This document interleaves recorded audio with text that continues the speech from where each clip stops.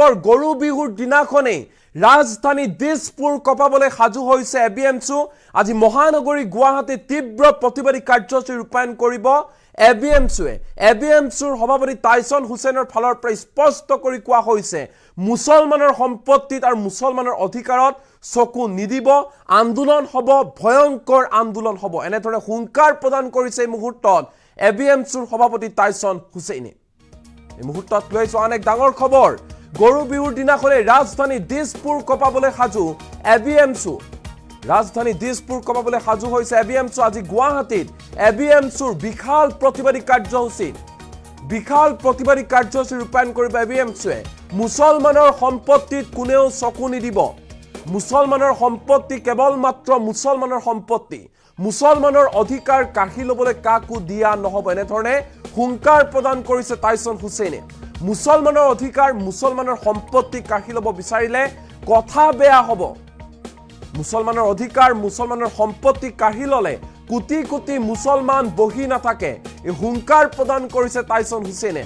ৰাজপথলৈ ওলাই আহিব কোটি কোটি মুছলমান, চৰকাৰৰ বিৰুদ্ধে ৰাজপথলৈ ওলাই আহিব কোটি কোটি মুছলমান। ৱাকফ সংশোধনী আইন কোনো কাৰণতে মানি লোৱা নহ'ব। মুছলমানৰ ঐতিহ্য ৰক্ষাৰ বাবে ওলাই আহিব সকলো মুছলমান, আৰু মুছলমানৰ ঐতিহ্য ৰক্ষাৰ বাবে আজি গৰু বিহুৰ দিনাখনেই ৰাজধানী দিছপুৰ কপাবলৈ সাজু এবিএমছু। এই হুংকাৰ প্ৰদান কৰিছে এবিএমছুৰ সভাপতি টাইছন হুছেইনে। পুনৰবাৰ কৈছো যে আজি মহানগৰী গুৱাহাটীত তীব্ৰ প্ৰতিবাদী কাৰ্যসূচী ৰূপায়ণ কৰিবলৈ গৈ আছে এবিএমছুৱে। ইতিমধ্যে এবিএমছুৰ কাৰ্যকৰ্তাসকল গুৱাহাটীলৈ অহা আৰম্ভ কৰি দিছে, আৰু কিছু সময় পাছতে মহানগৰী গুৱাহাটীত তীব্ৰ প্ৰতিবাদী কাৰ্যসূচী ৰূপায়ণ কৰিব এবিএমছুৱে। মুছলমানৰ সম্পত্তিত, মুছলমানৰ অধিকাৰত কোনেও চকু নিদিব বুলি স্পষ্ট ৰূপত হুংকাৰ প্ৰদান কৰিছে এবিএমছুৰ সভাপতি টাইছন হুছেইনে। আৰু গৰু বিহুৰ দিনাখনে আজি ৱাকফ সংশোধনী আইনৰ বিৰোধিতাৰে চৰকাৰৰ বিৰুদ্ধে তীব্ৰ প্ৰতিবাদী কাৰ্যসূচী ৰূপায়ণ কৰিব এবিএমছুৱে। এবিএমছুৰ ফালৰ পৰা কোৱা হৈছে, মুছলমানৰ অধিকাৰ, মুছলমানৰ সম্পত্তি যদি কোনোবাই কাঢ়ি ল'ব বিচাৰে তেনেহ'লে কোটি কোটি মুছলমান বহি নাথাকে, ঘৰৰ ভিতৰত সোমাই নাথাকে, ৰাজপথলৈ ওলাই আহিব কোটি কোটি মুছলমান। ৱাকফ সংশোধনী আইনখন কোনো কাৰণতে মানি লোৱা নহ'ব, এইখন আমি কেতিয়াও গ্ৰহণ নকৰোঁ। মুছলমানৰ ঐতিহ্য ৰক্ষা হ'বই লাগিব, মুছলমানৰ ঐতিহ্য ৰক্ষাৰ বাবে সকলো মুছলমান ওলাই আহিব, এনেধৰণে হুংকাৰ প্ৰদান কৰিছে এবিএমছুৰ সভাপতি টাইছন হুছেইন। এই মুহূৰ্তত টাইছন হুছেইনৰ মন্তব্য আহি পৰিছে, কি কৈছে শুনো আহক। সংবিধান বিৰোধী, মুছলমানৰ জাতীয় ঐতিহ্য, ধৰ্মীয় ঐতিহ্য বিৰোধী ভূমিকা গ্ৰহণ কৰিব পৰা ৰাজনৈতিক দলৰ সৈতে সহ অৱস্থান কৰাৰ কোনো প্ৰশ্ন কেতিয়াও উত্থাপন হ'ব নোৱাৰে। আমি বৰ্তমান সংগ্ৰামৰ পথেৰে আগবাঢ়িছোঁ। আজি সংবাদ মাধ্যমৰ জৰিয়তে আমি সমগ্ৰ অসমৰ ৰাইজক, অসম চৰকাৰক, ভাৰত চৰকাৰক আমি অৱগত কৰাব বিচাৰিছোঁ যে অহা 14 এপ্ৰিল তাৰিখে আমি গুৱাহাটীৰ মাজমজিয়াত এবিএমছুৰ উদ্যোগত ৱাকফ সংশোধনী আইনৰ বিৰুদ্ধে বিশাল প্ৰতিবাদী কাৰ্যসূচী গ্ৰহণ কৰিম, আৰু এই প্ৰতিবাদী কাৰ্যসূচীত সমগ্ৰ বিটিচি অঞ্চলৰ পৰা হেজাৰ হেজাৰ এবিএমছু কৰ্মী গুৱাহাটীত গৈ উপস্থিত হৈ অসাংবিধানিক, অবৈধ, এই বেআইনী মুছলমানৰ ঐতিহ্য ধ্বংস কৰিব পৰা সংবিধানৰ অনুচ্ছেদ 14, 25 আৰু 26 ভায়লেট কৰা, নজ্জাত কৰা ৱাকফ এমেণ্ডমেণ্ট এক্টৰ বিৰুদ্ধে আমি জোৰদাৰভাৱে গণতান্ত্ৰিক প্ৰতিবাদ সাব্যস্ত কৰিম। সমগ্ৰ অসমৰ গণতন্ত্ৰত বিশ্বাসী সংখ্যালঘু ৰাইজক আমি এই আন্দোলনত সহযোগ কৰিবলৈ আমি আহ্বান জনাইছোঁ। এইখন দেশৰ সংবিধানে প্ৰতিজন মুছলমানক মৰ্যাদা সহকাৰে জীয়াই থাকিবলৈ কিছুমান অধিকাৰ প্ৰদান কৰিছে। বৰ্তমানৰ বিজেপি, RSS নেতৃত্বাধীন চৰকাৰখনে আমাৰ মুছলমানৰ অধিকাৰ এনেকৈ এপদ এপদকৈ কাঢ়ি লৈ যাবলৈ ষড়যন্ত্ৰ কৰিব। তাৰ পিছতো যদি ভাবিছে যে অসমৰ 1.5 কোটি মুছলমান, ভাৰতৰ 20 কোটি মুছলমান বা গোটেই ভাৰতৰ গণতন্ত্ৰত বিশ্বাসী ৰাইজ যদি বহি থাকিব বুলি ভাবিছে, তেনেহ'লে চৰকাৰে ভুল ভাবিছে। এবিএমছু বিটিচি অঞ্চলত এটা অসমৰ এক জাতীয় দায়বদ্ধ থকা সংবিধান বিশ্বাস সংগঠন হিচাপে আমি আন্দোলন আগবঢ়াই লৈ যাম। সংবিধান বিৰোধী, মুছলমানৰ জাতীয় ঐতিহ্য, ধৰ্মীয় ঐতিহ্য বিৰোধী ভূমিকা গ্ৰহণ কৰিব পৰা ৰাজনৈতিক দলৰ সৈতে সহ অৱস্থান কৰাৰ কোনো প্ৰশ্ন কেতিয়াও উত্থাপন হ'ব নোৱাৰে। আমি বৰ্তমান সংগ্ৰামৰ পথেৰে আগবাঢ়িছোঁ। আজি সংবাদ মাধ্যমৰ জৰিয়তে আমি সমগ্ৰ অসমৰ ৰাইজক, অসম চৰকাৰক, ভাৰত চৰকাৰক আমি অৱগত কৰাব বিচাৰিছোঁ যে অহা 14 এপ্ৰিল তাৰিখে আমি গুৱাহাটীৰ মাজমজিয়াত এবিএমছুৰ উদ্যোগত ৱাকফ সংশোধনী আইনৰ বিৰুদ্ধে বিশাল প্ৰতিবাদী কাৰ্যসূচী গ্ৰহণ কৰিম, আৰু এই প্ৰতিবাদী কাৰ্যসূচীত সমগ্ৰ BTC অঞ্চলৰ পৰা হেজাৰ হেজাৰ ABMC কৰ্মী গুৱাহাটীত গৈ উপস্থিত হৈ অসাংবিধানিক অবৈধ এই বেআইনী মুছলমানৰ ঐতিহ্য ধ্বংস কৰিব পৰা সংবিধানৰ অনুচ্ছেদ 14, 25 আৰু 26 ভায়োলেট কৰা নচ্ছাত কৰা ৱাকাফ এমেণ্ডমেণ্ট এক্টৰ বিৰুদ্ধে আমি জোৰদাৰভাৱে গণতান্ত্ৰিক প্ৰতিবাদ সাব্যস্ত কৰিম। সমগ্ৰ অসমৰ গণতন্ত্ৰত বিশ্বাসী সংখ্যালঘু ৰাইজক আমি এই আন্দোলনত সহযোগ কৰিবলৈ আমি আহ্বান জনাইছোঁ। এইখন দেশৰ সংবিধানে প্ৰতিজন মুছলমানক মৰ্যাদা সহকাৰে জীয়াই থাকিবলৈ কিছুমান অধিকাৰ প্ৰদান কৰিছে।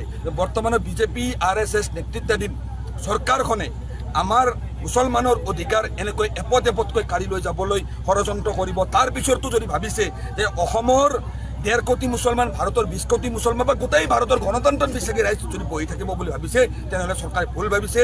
ABMC BTC অঞ্চলত এটা অসমৰ এক জাতীয় দায়বদ্ধ থকা সংবিধান বিশ্বাসত সংগঠন হিচাপে আমি আন্দোলন আগবঢ়াই লৈ যাম।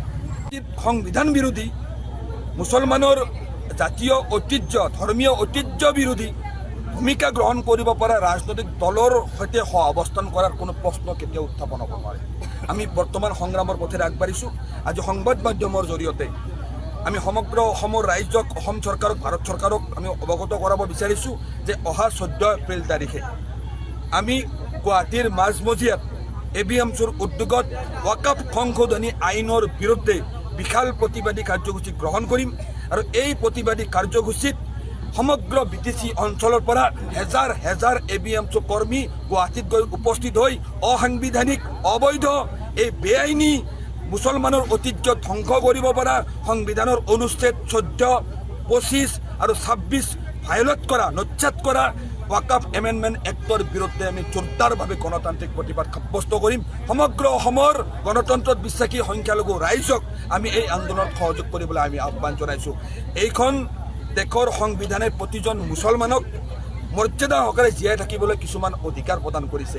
বৰ্তমানৰ বিজেপি RSS নেতৃত্বাধীন চৰকাৰখনে আমাৰ মুছলমানৰ অধিকাৰ এনেকৈ এপদ এপদকৈ কাঢ়ি লৈ যাবলৈ ষড়যন্ত্ৰ কৰিব। তাৰ পিছতো যদি ভাবিছে যে অসমৰ 1.5 কোটি মুছলমান, ভাৰতৰ 20 কোটি মুছলমান বা গোটেই ভাৰতৰ গণতন্ত্ৰত বিশ্বাসী ৰাইজ যদি বহি থাকিব বুলি ভাবিছে, তেনেহ'লে চৰকাৰে ভুল ভাবিছে। ABMC BTC অঞ্চলত এটা অসমৰ এক জাতীয় দায়বদ্ধ থকা সংবিধান বিশ্বাসত সংগঠন হিচাপে আমি আন্দোলন আগবঢ়াই লৈ যাম। সংবিধান বিৰোধী, মুছলমানৰ জাতীয় ঐতিহ্য, ধৰ্মীয় ঐতিহ্য বিৰোধী ভূমিকা গ্ৰহণ কৰিব পৰা ৰাজনৈতিক দলৰ সৈতে সহ অৱস্থান কৰাৰ কোনো প্ৰশ্ন কেতিয়াও উত্থাপন হ'ব নোৱাৰে। আমি বৰ্তমান সংগ্ৰামৰ পথেৰে আগবাঢ়িছোঁ। আজি সংবাদ মাধ্যমৰ জৰিয়তে আমি সমগ্ৰ অসমৰ ৰাইজক, অসম চৰকাৰক, ভাৰত চৰকাৰক আমি অৱগত কৰাব বিচাৰিছোঁ যে অহা 14 এপ্ৰিল তাৰিখে আমি গুৱাহাটীৰ মাজমজিয়াত ABMCৰ উদ্যোগত ৱাকাফ সংশোধনী আইনৰ বিৰুদ্ধে বিশাল প্ৰতিবাদী কাৰ্যসূচী গ্ৰহণ কৰিম।